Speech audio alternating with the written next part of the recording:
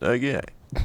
So, obviously this video is about both the YouTubers PewDiePie and MrBeast. Now, what is it about? You're about to find out. Anyway, so we're basically comparing the two because much to, I don't know how many people's dismay, but PewDiePie was the king of YouTube for a long time. He was one of the most subscribed, if not the most subscribed, for a long time.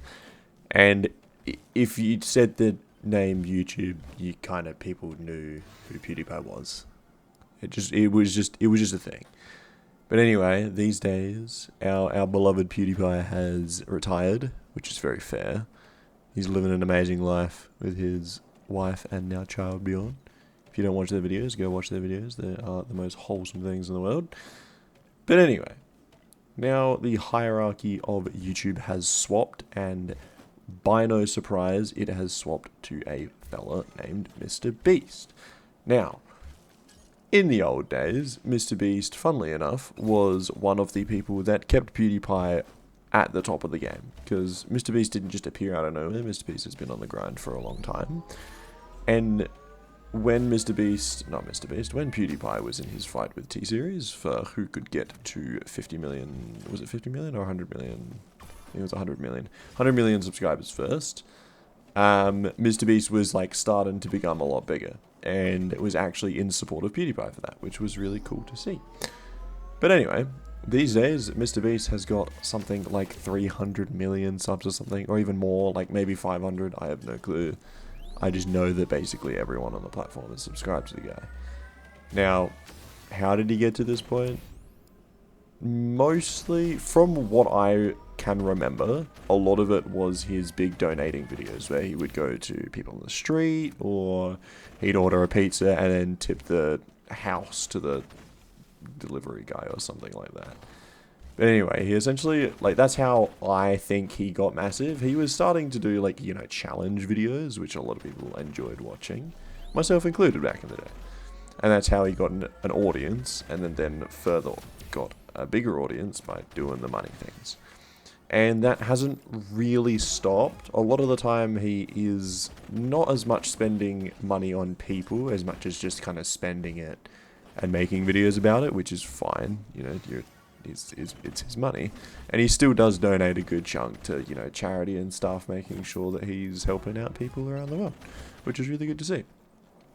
But anyway, now that we've introduced both of the characters, I want to voice my opinion on why I believe that PewDiePie was kind of a better, I guess we'll just use the word king of YouTube.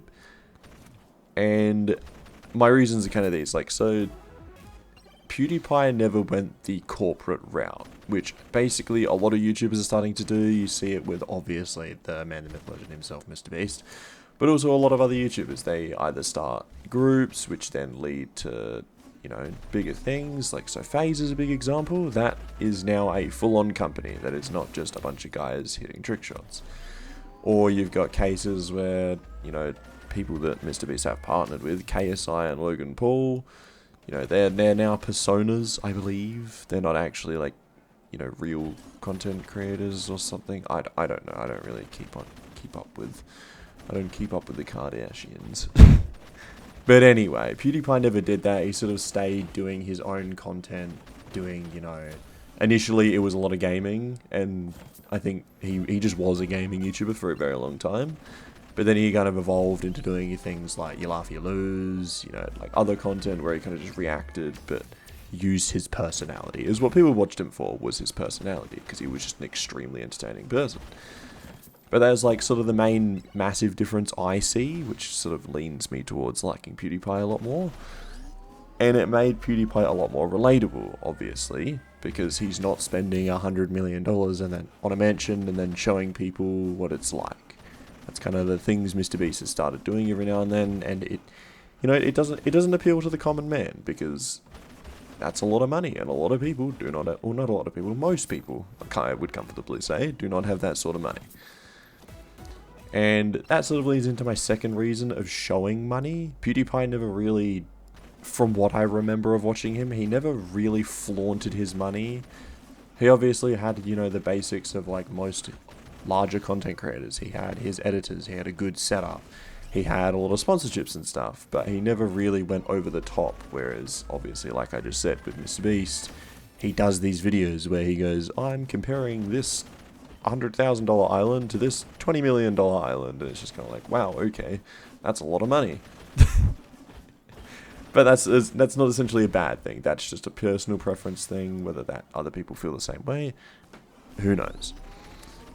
But the last sort of opinion that, not opinion, but just sort of major difference I notice is PewDiePie did not have nearly as much drama as MrBeast appears to have. Now, that being said, I can also appreciate that the internet is a lot different than it was when PewDiePie was on top. The internet has now evolved into like sort of wanting drama 24/7, so they dig deep, they dig into the pasts and everything. It just happens. Now, the main drama that I remember PewDiePie being in was obviously him using a select word on a bridge. And then he immediately apologized for it and, you know, like went on the backtrack because, you know, it's a bad word to say. We all know that. And everyone kind of moved on. Like, I know a lot of people stuck to that and stuck to the whole, you know, you say the word once, you say the word a million times or whatever. But being 100% honest, he said the word, he apologized, and for the most part, everyone moved on. Now, MrBeast, on the other hand, he seems to have quite a lot of dramas. Now, there was the whole Chris situation, where Chris came out, and then was starting to be cut from videos and stuff. I have no idea what happened with that. I don't really have an interest in what happened with that. Again, I don't really watch that much MrBeast content these days. And then you had the whole Lunchley drama, and, you know, in my opinion, when you are presenting yourself as, you know, friends with these content creators, aka Logan Paul and KSI, things typically get a little bit put under a microscope, and kind of fair so, because, you know, Logan Paul is, in my opinion, one of the more controversial sort of people on the internet. He's done a lot of very fucked up stuff, and then has continued to be massive. And still has a massive audience, and, like, you know, good on him, I guess. But still, it is very strange, in my opinion. But anyway, that's sort of my opinions on it. If you have conflicting opinions, do tell. I have no issue with MrBeast, like I said. Like, he's a good content creator. He knows the grind, he knows the algorithm, he knows his stuff. But in my opinion, I did prefer it when, you know, PewDiePie was the guy on top, because he just had more of a personality, in my opinion. But yeah, like I said, chuck us a comment, see if I want to see other people's opinions, whether people prefer MrBeast, whether people didn't really feel the same way I feel about PewDiePie. I would like to know. But anyway, like I said, no shade thrown to MrBeast's way. If you aren't watching any of PewDiePie's stuff, please do. His content is amazing. He's making awesome things, which I'm pretty sure Marzia, his partner, makes. But anyway, if you liked the video, love to hear it. Anyway, catches.